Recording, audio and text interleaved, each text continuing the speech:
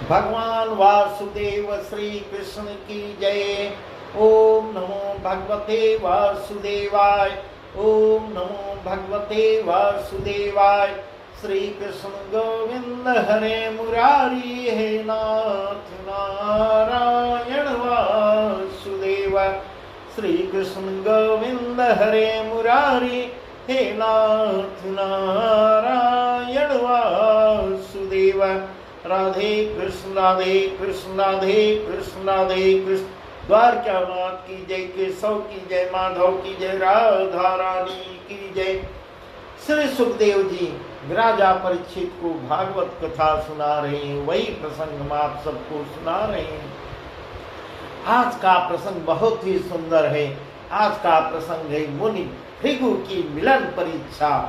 इस प्रकार सुखदेव जी कह रहे हैं, हे राजन, एक समय सरस्वती के किनारे, सरस्वती के तीर, सब तट पर सब ऋषि मुनि बैठे तपस्या कर रहे थे। उनमें से किसी ने पूछा कि ब्रह्मा विष्णु महेश तीनों देवताओं में कौन सा बड़ा है, सो कृपा करके कहो। इसमें किसी ने कहा विष्णु और किसी ने कहा ब्रह्मा, पर सबने मिल एक को बड़ा न बताया।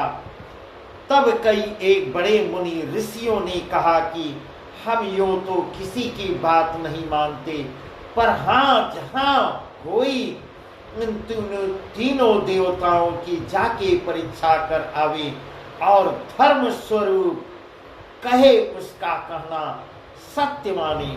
इस प्रकार ऐसा आपस में चर्चा हो रही, वार्ता हो रही है। महाराज यह बात सुन सबने प्रणाम किया और ब्रह्मा के पुत्र भृगु को देवताओं की परीक्षा कर आने की आज्ञा दी। आज्ञा पाक भृगु जो है प्रथम सबसे पहले ब्रह्मलोक में गए हैं और वहां चुपचाप ब्रह्मा की सभा में जाकर जाते हैं और वहां दंडवत नहीं करते, न स्तुति करते हैं, न परिक्रमा ही करते हैं। तब राजन पुत्र का अनादर देख ब्रह्मा ने कोप कर लिया और चाहा कि शाप दे दूं, पर पुत्र की ममता कर श्राप नहीं दिया, ऐसा उन्होंने किया नहीं। उस समय भृगु ब्रह्मा को रजोगुण के में आसक्त देख वहां से उठ कैलाश को जाते हैं और जहां शिव पार्वती विराजमान थे वहां जाके खड़े होते हैं। इन्हें देख शिव जी खड़े हो जो हाथ पसार मिलने को हुए तो वे बैठ गए। बैठते ही शिव जी ने अति क्रोध कर इन्हें मारने को त्रिशूल हाथ में ले लिया।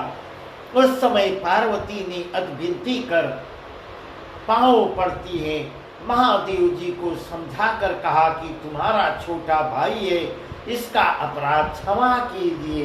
इस प्रकार पार्वती समझाती हैं और भगवान के क्रोध को शांत करती हैं। बालक सो जो चूक कछु परे, साधु न कबहु मन में कछु धरे। बालक सो जो चूक कछु परे, साधु न कबहु मन में कछु धरे। इस प्रकार करती हैं। बालक नादान, बालक तो लड़कपन कर ही जाते हैं, पर साधु लोग, सज्जन लोग मन में उसको धारण नहीं करते। महाराज जब पार्वती जी ने शिव जी को समझाकर शांत कराया, तब भृगु महादेव जी को तमोगुण में लीन देख वहां से चल देते हैं। फिर वैकुंठ धाम को जाते हैं जहां नारायण रहते हैं। नारायण विराजमान भगवान मणिमय कंचन के छपर खट पर फूलों की सेज में लक्ष्मी के साथ सोए हैं। वहां जाते हैं भृगु जी। भगवान के एक लात ऐसी मारी कि वे नींद से चौंक पड़ते हैं, नींद से उठ जाते हैं। उनके सीने पर एक लात जड़ दिया उन्होंने और वह जाग जाते हैं।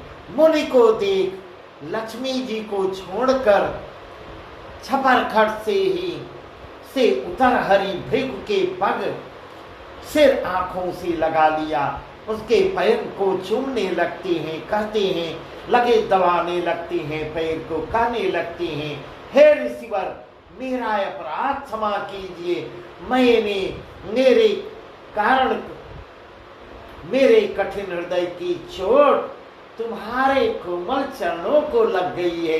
इस प्रकार ऐसा श्री हरि विष्णु बोलते हैं और अनजाने में लग गई, यह दोष चित्त में, इसलिए मुझे क्षमा करना। ऐसे वचन हरि के मुख से सुनते ही भृगु जी बहुत ही प्रसन्न हो जाते हैं और स्तुति करते हैं, वहां स्तुति करके विदा हो लेते हैं। वहां से आते हैं जहां सरस्वती के तट पर सब ऋषि मुनि बैठे तपस्या में लीन थे। आते ही भृगु ने तीनों देवताओं का भेद सबको ज्यों का त्यों जैसे वर्णन था सबको बताया है। इस प्रकार